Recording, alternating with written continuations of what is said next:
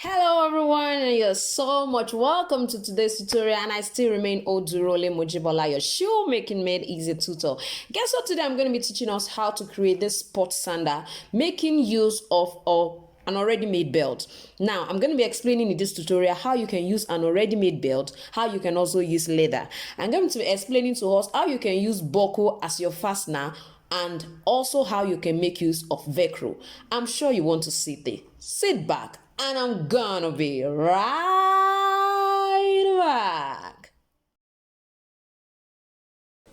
Hello everyone, this is going to be a very quick one. I just want to let you know that, like you requested, I have decided to organize another 3 weeks intensive training for the month of September, and it's going to be starting September 1st. So I'm going to challenge and encourage you not to miss it. I don't just make shoemaking easy, I teach you how to do the business itself. So please don't miss the class. I'm going to see you there. Bye. So, like I said, you can see what I have here. I've tried to use my contact adhesive to actually hold the straps together. You see, I've folded it in and hold it together. Now I'm going to suggest that you can decide to unstitch this side, or you use your sewing machine to stitch this side just for that place to stay properly. So I'm going to be having this by the side here, and this one is also going to be by the side. Don't forget that this is where we have 4.5 inches as our length. So I'm going to have this here rather. You can see I've attached my back strap. Now, like I said, the size is going to determine what the back strap will be. Now, when it comes to your positioning too, you can use it, because definitely where you are going to place your side strap, your side already made Gucci strap for your sport sandal will be the sole determinant as well of the width. So I'm going to be using about 6 centimeters away from this particular edge of my shoulders. I'm going to be using about 6 centimeters away. So I'm going to show us, but I just need us to see all of this. Now I'm going to be having, this is the back. Now if this is going to be here, don't forget that we are going to insert it into the side, and it's going to be covering the back. For this also, you might actually need to unstitch. Yes, if you're not going to sew, you can just unstitch it so that it goes down perfectly well. So you can see what we are beginning to have at this particular point. You can see what we have. So it's going to be this way, and this is going to be here as well. So this is where you can now know what measurement you are going to be using for this side. Now after this, I've placed this. You can just decide to do a mini sketch just to do this. That's the essence of cutting your pattern first. I would suggest you start with that. So from here now, we can now, okay, what is it going to actually look like? All we need to do is just start from here. We are going to start from this particular side actually. You understand? It's going to be here. So this is going this way.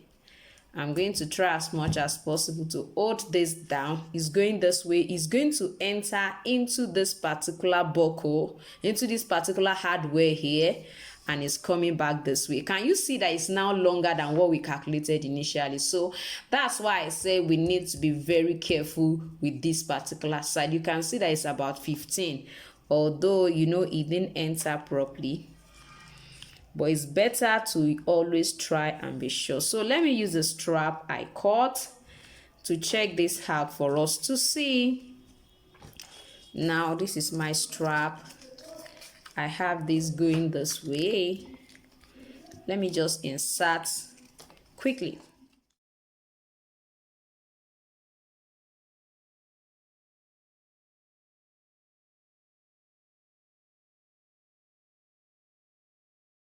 So it's coming this way. Don't forget that this is actually a paper, so it might not be as flexible as using a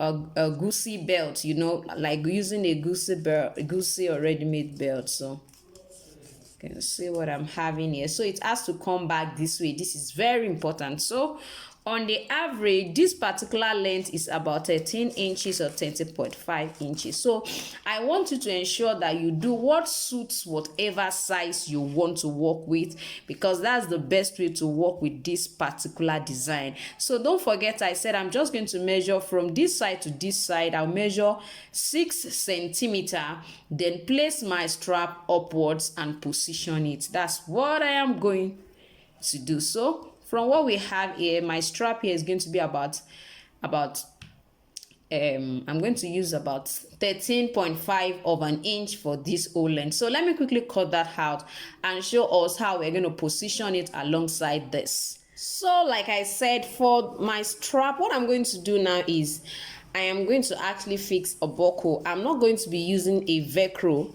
as my fastener. I'm going to be using this particular buckle. Now, if you want to use a velcro as your fastener, this is what is meant to happen. After you have placed this one, I have already showed us the positioning of this. So after you have positioned it, I just decided to use my contact adhesive just to hold it down first. You will ensure that this strap, this strap entered into our and triangular ring here. So you ensure that it covers it. So you are now going to attach your fastener to this side. Attach one side of your fastener to this side, then the remaining part of it you are going to attach it to the remaining edge here, so that by the time it enters into the other ring, it will now be able to stay on it perfectly like this. I hope you can see this. But because I am not going to be using that, don't forget I said I'm not using that velcro. I'm not using velcro. I'm going to use my buckle down. Now this is what I'm going to do. Because of this particular one, I will have to definitely stitch. So you can decide to unstitch this, or you can decide to use your sewing machine to stitch this down. So after you have ensured you stitch this down, for me that I'm going to be using buckle, probably you want to use buckle as well, I am going to make sure that at least I had about 1 inch extra to my strap. So I'm going to fold it in this way. Of course, I've placed this, you can see. I'm going to fold it in. So it means my buckle is going to be suspended here. You can see what I have. I'm going to suspend my buckle and it's going to come in this way. Still trying to cover this side. I'm going to ensure it covers this. So by the time I suspend my buckle to this side, I can decide to use rivet to hold this together after I have already stitched this. I will just use rivet, or I still stitch this as well. It's actually a Gucci belt, so to say, it's an already made belt. So if you use a needle, you can use a big needle. You can decide to use an awl and use it to stitch it down. Whichever way you want to do that, you can just do that here. So I am just going to punch now and insert my buckle.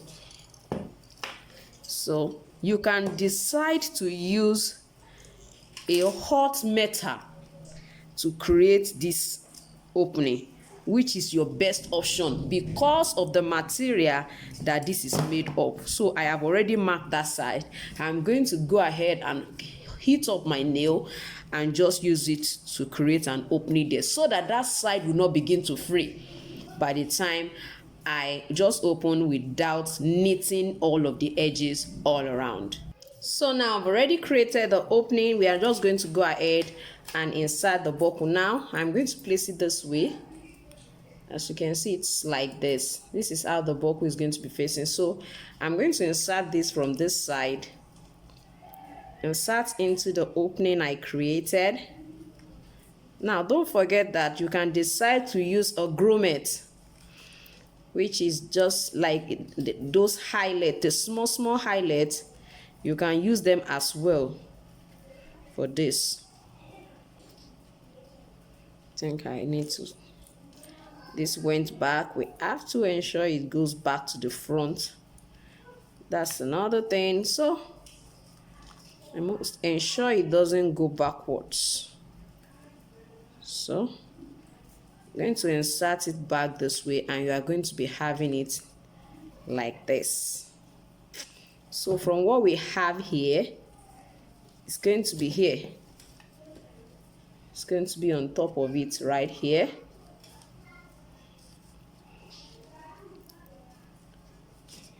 So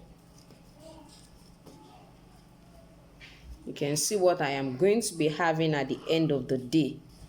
You can see what this looks like here.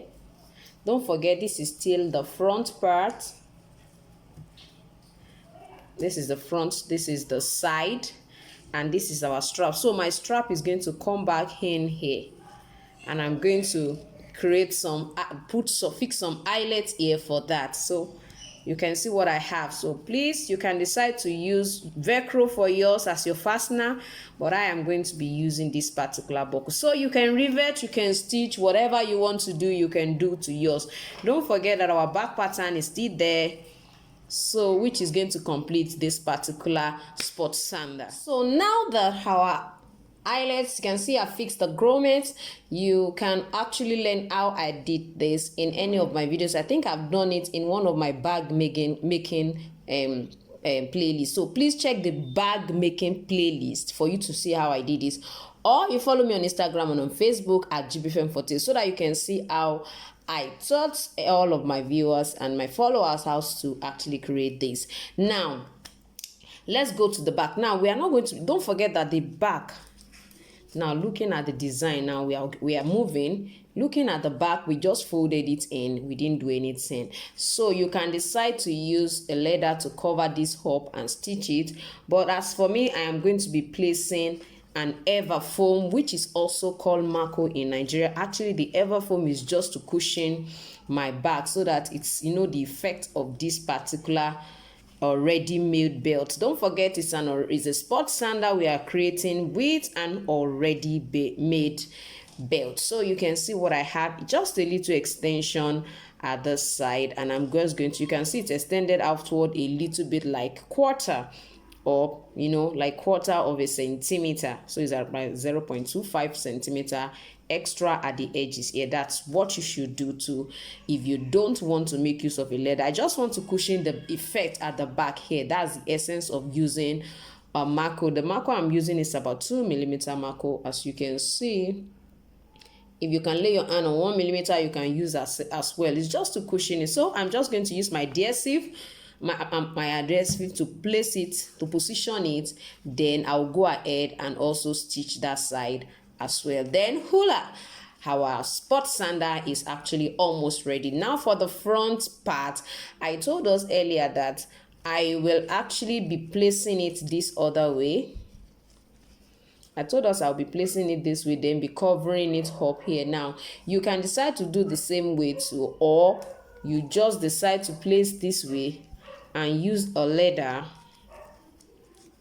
and just use a leather. Sorry, I'm just going to just place it this way, then use another leather to cover it up, or you just stitch it down, or you double it. If you don't want to go through that process of stitching, just double it like this, and the front will be perfectly ready for you. So you can, don't forget to put contact adhesive just to hold it down, which is what I did to all of this. I held it together. You can see it's not opening, so you can do that as well. So let me quickly go ahead, apply my gum on the two sides, then position it at the back. Now you can see what I have here. I'm just going to strategically position it here.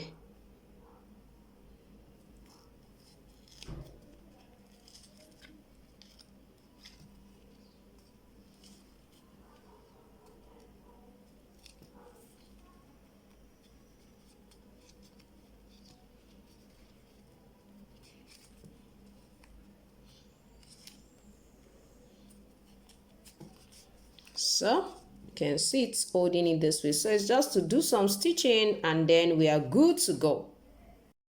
Wow, you can see what my final product now looks like. I want you to understand that, like I said, you can fold this into two, which is what I did on this particular side. I intend to add a sequence, but I just had a change of mind and I decided to fold it and put it in just for us to understand, because I wouldn't want to confuse us. So with what I have here, my sport sandal is ready. All I need to do is to go ahead, whatever kind of sole you want to use, just go ahead and use it to last. Don't forget, you can also use the velcro. Like I said, I decided to use buckle as my own fastener. You can use any other type. And if you're going to be using leather, don't forget that the same process is the same way we did this is the same way you're going to do it. The only thing is that you definitely have to line it. like this back, if it's actually a leather you are using, the same way I folded it, you fold it, then line this back with a leather. If you are not intending to line it, you can decide to use, just like I use this Everfoam, you too can use the Everfoam, which is also called Mako in Nigeria. And for this other side, all you need to do is to just ensure that the side where you want to place your fastener, in case you want to use the velcro. Now let me quickly show us that. In case you want to actually use the velcro, it definitely means that this side you are going to put your velcro there, then this other side you are also going to put the other side of the velcro. Now this little part that is going to be left, in case you are using leather, you are going to cover it up using your lining. You're going to line it so to cover it. So it's going to be like, oh, you first of all line the small part, then put your velcro, this one side of your velcro and the other side here. And if you want to fold it up, fine, you can feel it from this side to this side. Let it be one side of your velcro and the other side will fill it up, and you wouldn't need to actually be lining anything. So this side you fold like I folded here, you don't need to line. You fold like I fold your leather also here, you don't need to line. So you can decide to fold the edges, you can decide not to fold the edges. Now I need to remind you that my 3 weeks intensive training is going to be starting by September 1st. I just want to encourage. The reason I am doing this all over is because of you. I remember so many people were chatting me up like they did not hear about it, and that's why I'm trying to put it up for us again. This is not going to, there's no likelihood I'm going to continue with this. That's just the truth. So please, if you want to maximize the opportunity, please maximize it. It's just $7.5. Please, if you would like to know more, please let me know in the comment section and I will get every details across to you. So thank you so much for being part of today's tutorial, and if you have enjoyed this tutorial, please ensure you like, ensure you subscribe to this channel if you haven't subscribed, and I would love to hear from you. Let me know what is the challenge you had while you were creating yours. Thank you once again for being part of today's tutorial, and I'm going to see you next time. Bye.